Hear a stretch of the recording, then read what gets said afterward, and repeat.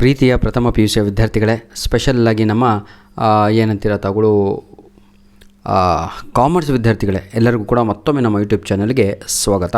ಈ ಒಂದು ವಿಡಿಯೋದಲ್ಲಿ ನಿಮಗೆಲ್ಲರಿಗೂ ಕೂಡ first year P U C accountancy ಆ ಒಂದು ಕ್ವಶನ್ ಪೇಪರನ್ನು ಅಪ್ಲೋಡನ್ನು ಮಾಡಿಕೊಡ್ತಾ ಇದ್ದೇನೆ. ಆಯಿತಾ, ಟೋಟಲ್ಲು ಈ ಒಂದು ಕ್ವಶನ್ ಪೇಪರ್ ಬಂದು 30 ಅಂಕದಾಗಿರುತ್ತೆ. ಇದರಲ್ಲಿ ಒಳಗೊಂಡಿರುವಂತಹ ಪಾಠಗಳು ಯಾವುದು ಅಂತ ಹೇಳಿದರೆ, ಇಂಟ್ರೊಡಕ್ಷನ್ ಟು ಅಕೌಂಟಿಂಗ್ ಕೂಡ ಇದೆ, ಥೇರಿ ಬೇಸ್ ಆನ್ ಅಕೌಂಟಿಂಗ್ ಕೂಡ ಇದೆ, ರೆಕಾರ್ಡಿಂಗ್ ಆಫ್ ಟ್ರಾನ್ಸಾಕ್ಷನ್ 1 ಕೂಡ ಇದೆ. ಬನ್ನಿ ಸರ್, ಈಗ ನೋಡ್ತಾ ಹೋಗೋಣ. ಪಾರ್ಟ್ ಎನಲ್ಲಿ choose the correct answer from the choices given ಅಂತ ಇದೆ. Accounting records transaction in terms of dash ಅಂತ ಇದೆ. ಅಂದರೆ MCQs ಇದು, ಡ್ಯಾಶ್ ಎಲ್ಲ ಆಯಿತಾ, ಡ್ಯಾಶ್ ಲೆಕ್ಕನೇ.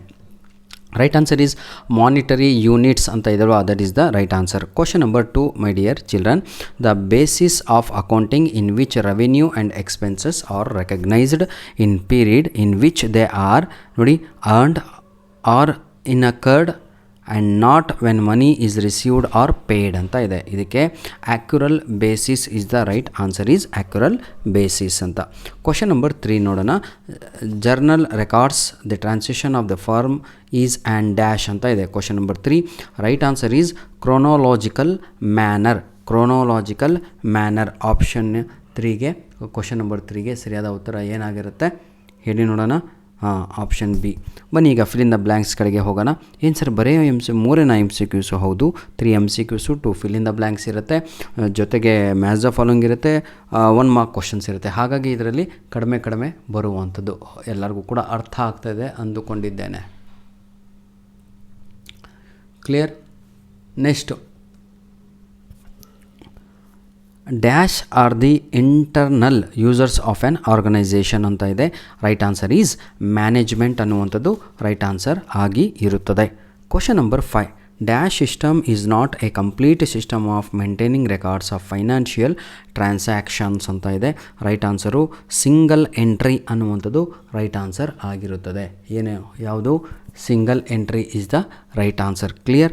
ಬನ್ನಿ ವಿದ್ಯಾರ್ಥಿಗಳೇ, ಈಗ ಥರ್ಡ್ ಮೇನ್ ಕ್ವಶನ್ ಕಡೆಗೆ ಹೋಗೋಣ. ಮ್ಯಾಚ್ ದಿ ಫಾಲೋಯಿಂಗ್ ಅಂತ. ಮ್ಯಾಚ್ ದಿ ಫಾಲೋಯಿಂಗಲ್ಲಿ ಆಯಿತಾ, discount to GST increase in asset ಅಂತ ಇದೆ. ಡಿಸ್ಕೌಂಟನ್ನು ನೋಡಿದಾಗ ನಾವು deduction in the price of the goods is the right answer. ಡಿಸ್ಕೌಂಟಿನ ಆಪೋಸಿಟಿಗೆ ಏನು ಬರೀಬೇಕು? Deduction in the price of the goods ಅಂತ. GST ಅಂತ ಇದೆ. GST ಅಂದರೆ ಡೆಸ್ಟಿನೇಷನ್ ಬೇಸ್ಡ್ ಟ್ಯಾಕ್ಸ್ ಅನ್ನುವಂಥದ್ದು ರೈಟ್ ಆನ್ಸರ್ ಆಗಿರುತ್ತದೆ. Question C, increase in asset ಅಂತ ಇದೆ. ಇದನ್ನು ನಾವು ಡೆಬಿಟ್ ಅಂತ ಕರಿತೀವಿ. ಕ್ಲಿಯರ್? ಡೆಬಿಟ್. ಈಗ 1 ಮಾರ್ಕ್ಸ್ ಕ್ವಶನ್ಸನ್ನು ನಾವು ನೋಡ್ತಾ ಹೋಗೋಣ ಇಲ್ಲಿ. ಆಯಿತಾ, answer the following questions in 1 word or in 1 sentences each ಅಂತ ಇದೆ. ನೋಡ್ತಾ ಹೋಗೋಣ.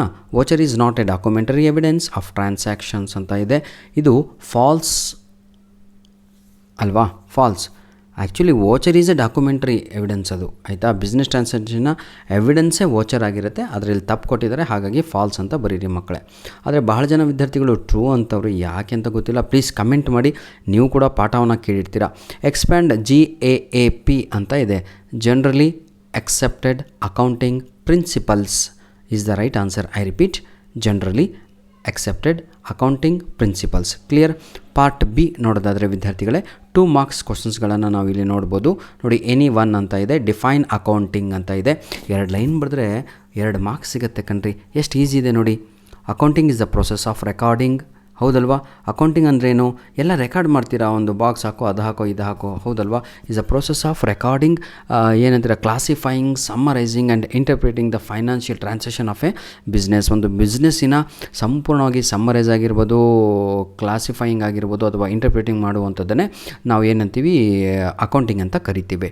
ನೆಕ್ಸ್ಟ್ ಕ್ವಶನ್ ನಂಬರ್ 10 ನೋಡಿ, ಅದರಷ್ಟು ಈಸಿ ಯಾವುದೂ ಅಲ್ಲ. ಮೆನ್ಷನ್ ಎನಿ 2 ಅಕೌಂಟಿಂಗ್ ಕಾನ್ಸೆಪ್ಟ್ಸ್ ಅಂತ ಇದೆ.